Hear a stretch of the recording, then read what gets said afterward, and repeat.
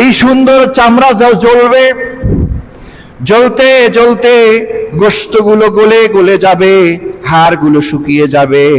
আল্লাহ বলেন, কুল্লামা নাযিজাত জুলুদুহুম বাদদালনাহুম জুলুদান গায়রাহা লিয়াযুকুল আযাব।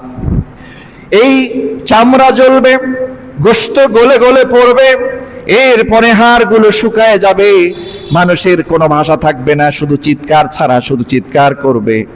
এরপরে আল্লাহ বলেন, গলে গলে শেষ হয়ে যাবে, একবার এমন না, বাদদালনাহুম জুলুদান গায়রাহা, একবার গলে গলে পড়বে, চামড়া পুড়ে যাবে।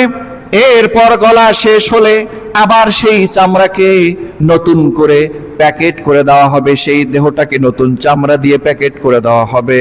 আবার গলবে, আবার প্যাকেট করে দেওয়া হবে, আবার গলবে, আবার মুড়িয়ে দেওয়া হবে। বারবার এমন হবে। কেন? লিয়াযুকুল আযাব, তাদেরকে আল্লাহ রব্বুল আলামিন জাহান্নামের শাস্তি, আগুনের শাস্তি ভোগ করাতে চান। আগুনের শাস্তির একটা স্বাদ আছে, এই স্বাদটা তাদেরকে চাকাতে চান। কারণ পৃথিবীতে তাকে বলা হয়েছিল নামাজ পড়ো, তাহলে জাহান্নামের আগুনে চামড়া জ্বলবে না। সত্য কথা বলো, জাহান্নামের আগুনে চামড়া জ্বলবে না।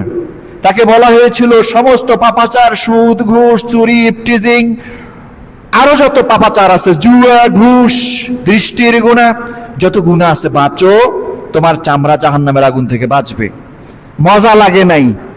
মজা লাগছে কোনটা? স্বাদ লাগছে কোনটা? খারাপটা তার স্বাদ লেগেছে।